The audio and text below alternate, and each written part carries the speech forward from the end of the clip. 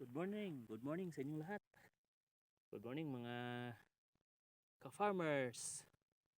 Yan, kanang mo na ni katong gitanom nga kalabasa. Yan guys oh. So sa lahat ng atong gipugas guys, kaluoy sa Ginoo, isa ra gid ka kuan ang kuan, bali 90 seeds. 90 seeds man to. So isa lang ang hindi nag-germinate guys, di natubo. You know. So maganda, 99.9% ni turok. So nice guys. Thank you. Thank you Lord. Maganda yung binhi na natin. At saka so, yun na yung ano niya. Status niya kayo no. Ayan. Yun guys so, yun makikita na natin yung ano niya. Guys. Yun yung kalabasa natin. Sana malusog. At saka hindi sakitin. Yan.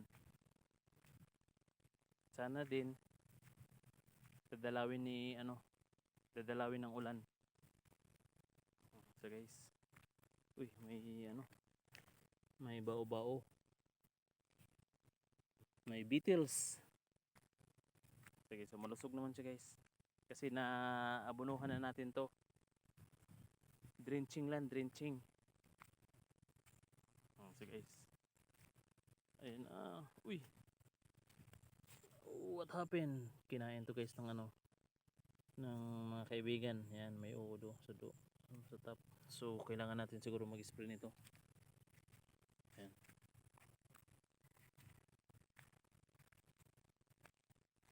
Okay, so ano lang. Ang ano nito guys, kung gaano katagal pa ang buhay ng bago ma-harvest is 90 days. So 3 months guys. 3 months ang tagal nito. So ganun lang.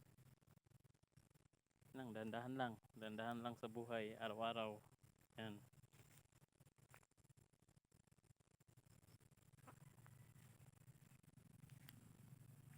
So guys, yun yung natin. Medyo malapad-lapad to kasi ang distancing kasi nito guys 3 meters yung pagitan ng between row, tapos yung between plant hills 1.5 meters. So kailangan ng medyo malaking space. Yan, sakto lang din guys dito sa natin yung pinagtamnan. Yung damo guys oh. Bilis ng damo. So di ko alam kung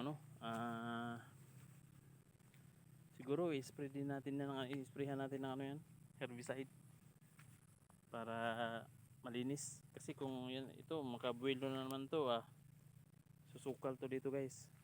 Daming damo. Aagaw yan ng nutrients sa lupa. Kailangan natin ng dyan, pamuksa. Siguro mga magi-spray tayo ng herbicide. So yun guys, so yung pagtatanim pala natin dito guys is direct sowing. Direct sowing. Yan, maganda yung Uy! Siyalan. Hindi pala guys. Yung pala is 100% in germination rate. Kasi yan yung may tumubo eh. Yan, ito yung sinasabi kong hindi siya 99.9. Andyan pala guys. So 100% germinated. So ayos. So guys maganda rin yung combination ng guys, yung pinag-anuhan natin. Yung doon natin pinapa germinate yung yung seeds. Maganda yung guys, yung yung dagami. Yung dayami na na yung decompose na. Maganda siya guys. Doon natin pa-germinate. Kahit konti lang, ganyan lang ginagawa ko. Isang lang eh. Isang kumkum lang eh. Tapos doon ko nilagay yung seeds. So maganda guys. Kahit sa kahit sa watermelon. Maganda rin siya guys. Kahit sa pakwan, yun yung diskarte natin, yung dayami na decompose, maganda. Pati dito sa ano guys, yun yung ginagamit natin. Proven and tested na ano, maganda. Maganda siya, ano, doon natin patubuin. Ano, yung ano guys, ito yung pipino, sa kabila, kalabasa. Ayan. Ayan guys. Thank you for watching.